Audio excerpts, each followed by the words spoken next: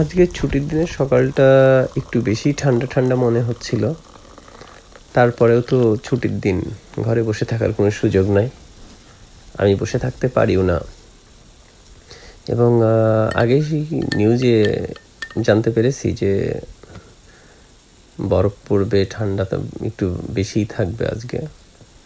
তো সেই প্রস্তুতি নিয়েই বাইরে যাওয়াটা শুরু করলাম। তো আসলে এই দরজা খুলে যেটাই দেখলাম, ভেবেছিলাম যা ঠিক তাই। বরফের মাদুরে চারিদিকে একদম ঢেকে গেছে, একটা অন্যরকমের দৃশ্য। তারপরেও ঘরে বসে থাকার মানুষ আমি না। এই ঠান্ডায়, এই কোলাহল মুক্ত পরিবেশে তারপরে আমাকে বাইরে যেতে হবে, প্রকৃতির সাথে মিশতে হবে, দেখতে হবে। এরও একটা ভিন্ন সৌন্দর্য আছে। প্রতিটা জায়গায় যেখানে স্থান পেয়েছে বরফ তার নিজস্ব জায়গা করে নিয়েছে। যদি এটা খুবই ক্ষণস্থায়ী, উষ্ণতা বাড়ার সাথে সাথে তারও প্রস্থান শুরু হয়ে যাবে। তো ঘুরে দেখছি হয়তো বা কিছুদিনের পর এর মাত্রা আরও বেড়ে যাবে, কিন্তু তারপরেও ঠান্ডাটা আজকে প্রচণ্ড। যেখানেই বরফ তার জায়গা করার সুযোগ পেয়েছে সেখানেই সেই স্থান করে নিচ্ছে।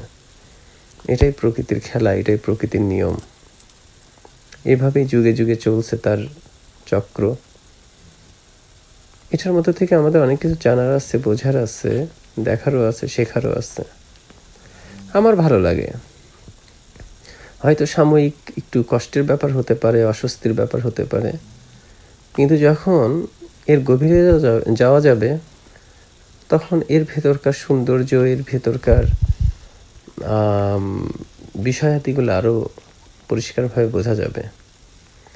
তো যদিও ঠান্ডায় আমি একদমই জমে যাচ্ছিলাম, কিন্তু তারপরেও কোনো এক অজানা ভালো লাগা যেন আমার সাথে ছিল। দূরে দেখতে পাচ্ছেন একটা স্কুল ভ্যান, এর মাঝেও কিন্তু ছোট ছোট বাচ্চাদের রেহাই নাই। দেখেন ডান পাশে কিন্তু আপনার বড়দিন উপলক্ষে তাদের প্রস্তুতি মোটামুটি অনেকটাই শেষ। আর এর সাথে বরফের যে উপস্থিতি, সেটার কারণে এই ডেকোরেশনের সৌন্দর্য আরও বাড়িয়ে দিচ্ছে। বরফ তার গাছে বলেন, ছাদে বলেন, যেখানেই পড়েন, বরফ তার নিজস্ব জায়গায় বসে আছে। বরফ তার নিজস্ব জায়গা ঠিকই করে নিচ্ছে। তো এর ভেতর দিয়ে এদের চলছে বড়দিনের উৎসবের প্রস্তুতি।